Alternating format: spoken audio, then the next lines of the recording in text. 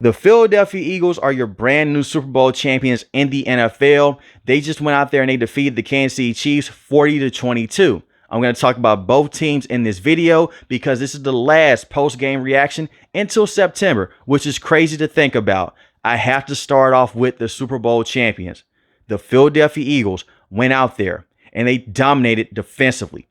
At halftime, this game was 24-0. No one saw that coming. Because we all knew this coming into this game. The Kansas City Chiefs, they have played every team almost in the regular season and in the NFL playoffs closely.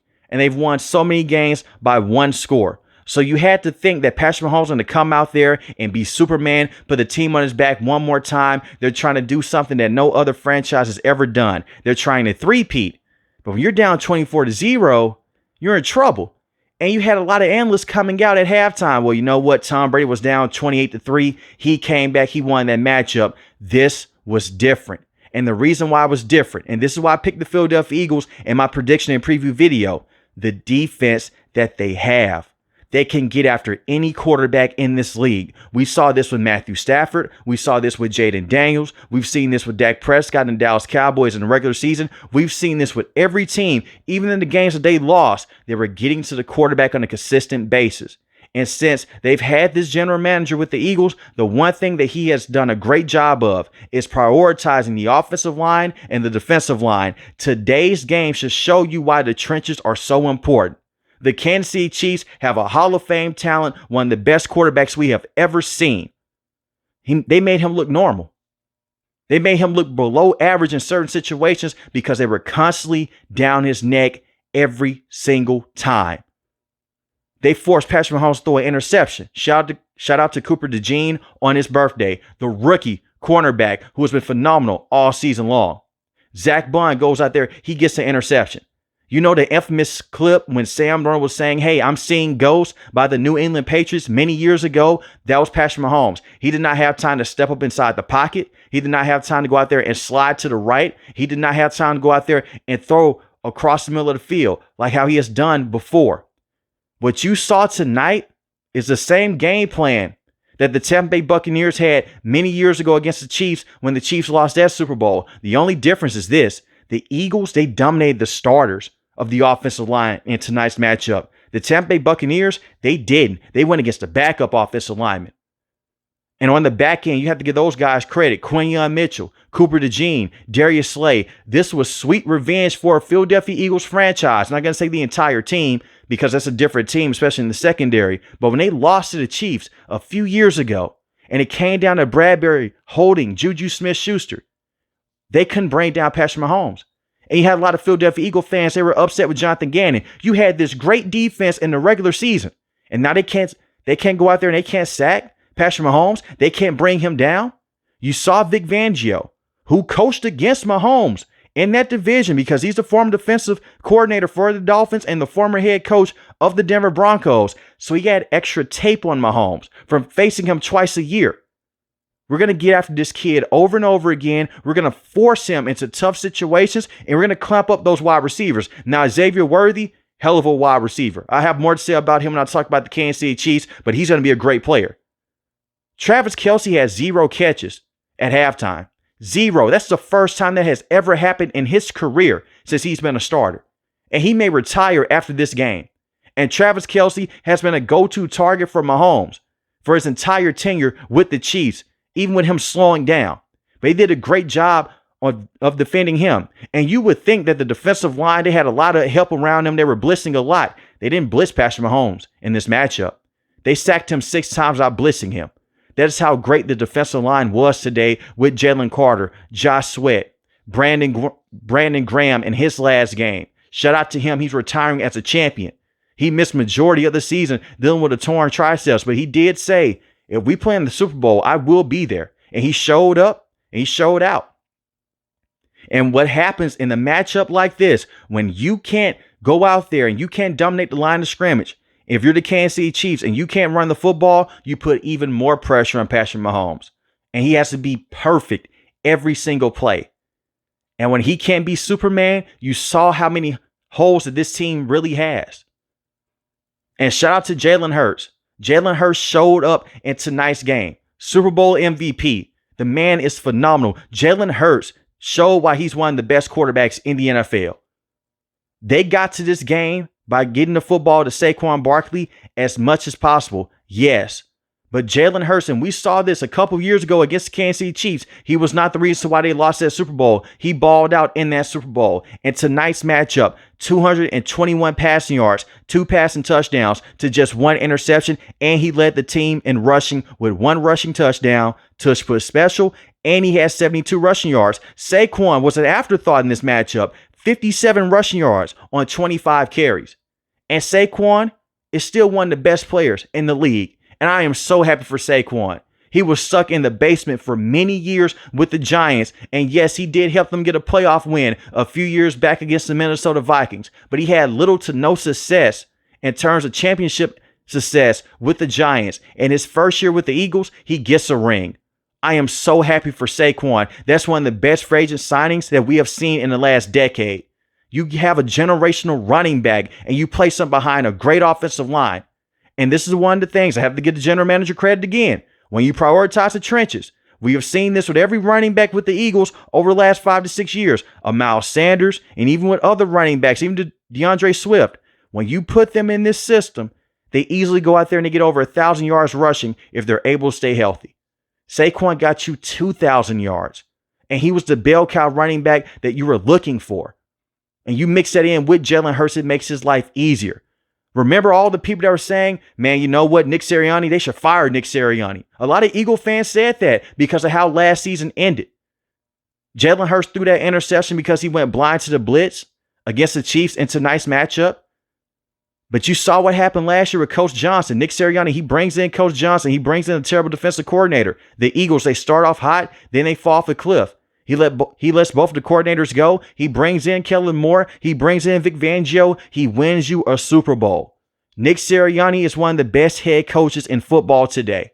You can say what you want to say about him, chirping back at the fans, going for 2, keeping the football games close at times. As long as they're winning, that is all that matters. And tonight, he showed up when they needed him the most in the Super Bowl. I'm happy for Nick Sirianni, because he has a Philadelphia attitude to go out there and not care what you think, and to go out there and completely just say, you know what, we'll go for 2. You know what, we'll go for it on 4th down. They did not play scared against the Chiefs. They went for it early in this matchup. It was a great ball to A.J. Brown. He pushes off the face mask of Trent McDuffie. The referees call it back, and you hear the groans. You hear the fans going out there, they're complaining in the stadium. Because you would have thought that this was an Eagles game. You would have thought that this was an Eagles home game with all the Eagle fans that showed up. The NFL fan base, they're tired of Kansas City Chiefs. And I'm not saying this to be disrespectful towards the Chiefs fans. I don't have a dog in this fight. But when they showed Taylor Swift on the big screen, they booed her too. They're sick of the Kansas City Chiefs. And when they saw the referee throw that flag, you had a lot of them complaining. They're saying, here we go. We're not going to get a fair game. But they let the Philadelphia Eagles and the Chiefs go out there and play for the rest of the game. The Eagles are going to be a great contender in the NFC for many years to come. As long as you have Saquon and Jalen Hurts and this offensive line mixed in with this defensive line, you're going to be great. You're going to be in a great situation. A.J. Brown had a receiving touchdown in this game also. You had Devontae Smith, who basically had the straw that broke the camel's back. He went down there for a 46-yard touchdown.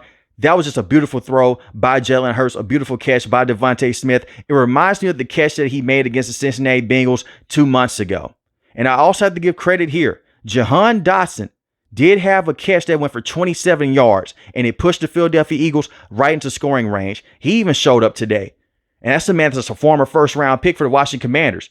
They traded him to the Philadelphia Eagles because they didn't think much about him. And he hasn't been that great wide receiver that they have been looking for. And I'm talking about the Eagles here as a number 3 wide receiver, but showed up. Everyone played a part in tonight's matchup, and they did their job. But shout out to that defense, and shout out to Jalen Hurts and the Philadelphia Eagles for taking care of business. When you listen to all of the interviews and the media run with Radio Row that they had in New Orleans, you have all the media saying, hey, you know what? The Chiefs, they 3-peat. Patrick Mahomes is the greatest quarterback of all time. Patrick Mahomes, he's better than Tom Brady. Some fans feel like that now. But this is why it's a team game. It's more than just one player. And I say that to transition over to the Kansas City Chiefs. They need to fix this offensive line. They invested a lot of money in this offensive line after they lost to the Tampa Bay Buccaneers. It's time to do it again. There is no shame in losing to the Philadelphia Eagles, but it's the way that you lost. It's the way that Patrick Mahomes looked today. Mahomes did not have a good game. He does deserve some blame. But half of the blame, if not all of it, is on this offensive line. Mahomes had little to no time in the pocket. As soon as he snaps the ball, it's someone in his face. And wide receivers, they're not getting open down the field. The only consistent wide receiver in tonight's matchup was Xavier Worthy. And I'm going to say this right now. And you guys can clip this, do whatever you want to do with it. Xavier Worthy is going to be a top receiver with this team for years to come. If you thought that Tyreek Hill was a problem for those years with Patrick Mahomes, you haven't seen anything yet. This kid is special. For the last 8 games of the regular season, even carrying over to the postseason, he has been undoubtedly their number 1 guy. And Rashee Rice is expected to come back next year. He hurt his knee against the Los Angeles Chargers. It was friendly fire by Patrick Mahomes. Now he's going to be in a state of limbo because he is still dealing with an incident off the field. It was a car accident. I don't know how the league handles that. Maybe they suspend him. Maybe they won't. But hopefully he can come back and he can be a good wide receiver. I don't think that DeAndre Hopkins will be on this roster next year, and the same with Juju Smith-Schuster. I don't see those 2 guys being on this roster next season. But you have a core with Xavier Worthy, Rashee Rice, you're going to be good. Mahomes is still one of the best quarterbacks in the game. You can make the case that he is still the best starting quarterback in today's league. Yes, he had a terrible night tonight, but let's not let hindsight, let's not be prisoner of the moment, Don't let this one game let you forget about everything else that has happened in the past with Mahomes. The only reason the Chiefs have been in this situation is because of him. The coaching prowess of Andy Reid, yes, but when I look at this offensive line and what they had to deal with this year, Mahomes carried this team. And you had Xavier Worthy make big time plays to take nothing away from him, take nothing away from the defense. That's why they moved Joe Thuney over to left tackle. Their tackles are getting killed all season long until they put Joe Thuney over at left tackle. And in tonight's matchup, they were just outmatched. And Andy Reid got outcoached by Vic Fangio. It happens. It happened against the Buccaneers. You're going to have losses in the Super Bowl. Tom Brady lost to the New York Giants not once, but twice in the Super Bowl. In similar fashion, because Michael Strahan and the whole defensive line, they're in his face the entire night. So you need to continue to put pieces on this line. You're drafting young players. They're not ready to play just yet. Sign some proven talent. Put them around Mahomes up front, and you should be okay. I do worry about the status with Travis Kelce because let's just be real here. Travis Kelce against zone coverage, he's going to always get his numbers. But he is not even close to being the same tight end. He was better last year than he was this year, and he took a step off last year. Look at him in the postseason last year against the Buffalo Bills, against the Baltimore Ravens, against the San Francisco 49ers in the Super Bowl. Travis Kelce turned it all the way around, and he did have a good game against the Houston Texans. But when you put him in man coverage, he can't separate. He doesn't have the legs anymore. He has the instincts. But this is still a young man's game. And when I look at Kelce, I think the writing is on the wall. He can come back for one more season. But he is not going to be the main guy anymore in crucial situations for Mahomes on a consistent basis. He can't be. You have Noah Gray. Noah Gray was on a touchdown streak at the middle portion of this season for that reason. And this is not me saying that Travis Kelce doesn't deserve to be in the NFL anymore. He's going to go down as one of the best tight ends we've ever seen. But the problem that I have with Kelce, he's older, he's slower, and he can't break the same tackles that he used to break. I think that it would be in his best interest to just move on, retire, go into other ventures. From what I'm hearing and what I'm reading, a lot of people like him behind the scenes. Maybe he can go elsewhere and be an actor. We'll see. But his place in the NFL is very limited right now. Maybe he comes back. We'll see. I know that he came out and he told an analyst at Radio Row during Super Bowl week that, hey, I have a lot of more years left in my game. But a report came out by Adam Schefter 2 days ago. He's still questioning that. Does he want to come back or not?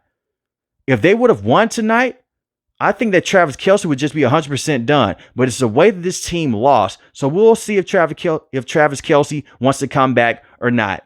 But you have Rashee Rice, you have Xavier Worthy, you're going to be fine. The defense with the Chiefs, they did a very good job of stopping Saquon tonight.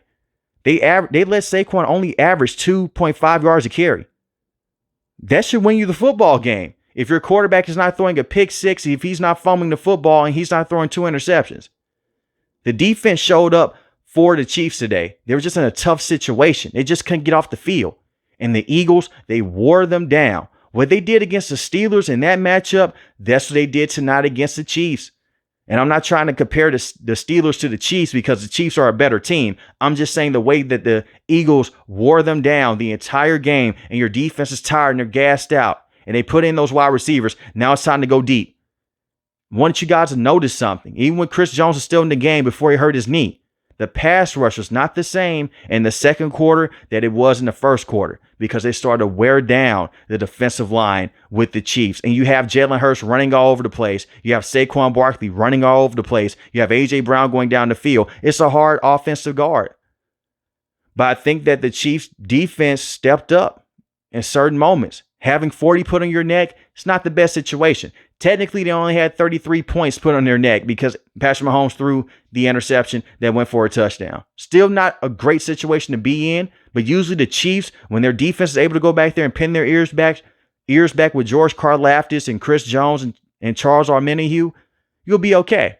But when Chris Jones went down, that's pretty much it for the defense. It was only so much that they could do. Nick Bolton was still very good in tackling situations. Trent McDuffie is still a true number 1 cornerback to have. I still like the defensive pieces that the Chiefs have. The Chiefs not going to fall off a cliff. They've lost like this before in the Super Bowl, and they bounced back in a very good way. The dynasty, you can still say, is alive for the Chiefs. Until a team in the AFC can go out there and consistently beat them, that's when I'll write the Chiefs off, but I can't do it just yet. With how great this quarterback is and how amazing Andy Reid is, I just can't do it right now. And we saw Tom Brady and Bill Belichick have moments like this in the postseason. And then the next year, they're right back into the thick of things. So don't write off the Chiefs because of this one moment. But if you're an Eagles fan right now, I would tell you, just like how I told Chiefs fans last year when they defeated the San Francisco 49ers, enjoy this win. Enjoy the team that you have and just enjoy this ride. Enjoy the head coach that you have. Trust me. Because there's a lot of terrible teams in this league, and those fan bases, they wish they could have this success. Shout out to Jalen Hurts again. Shout out to Brandon Graham. He's going to ride off into the sunset with that Super Bowl win. I'm also happy for Darius Slay. Majority of his career was with the Detroit Lions. He was on a lot of bad Detroit Lions teams. He comes over to the Philadelphia Eagles. He was a part of that loss against the Chiefs. Comes back a couple years later as a starter. Wins the Super Bowl. He's a Super Bowl champion. C.J. Gardner-Johnson, Super Bowl champion. Shout out to him and Zach Bond. This was a perfect season for the Philadelphia Eagles. It was a perfect season for Nick Sirianni. And shout out to the Eagle fans, man. If you're new to the channel, hit the subscribe button. If you like the video, hit the like button. And let me guys know what you thought about the Super Bowl in the comment section below. Most importantly, want each and every last one of you guys stay safe, stay positive. Thanks for the video, guys. And thanks for supporting me throughout the entire postseason and regular season. Want each and every last one of you guys stay safe, stay positive. God bless. Peace.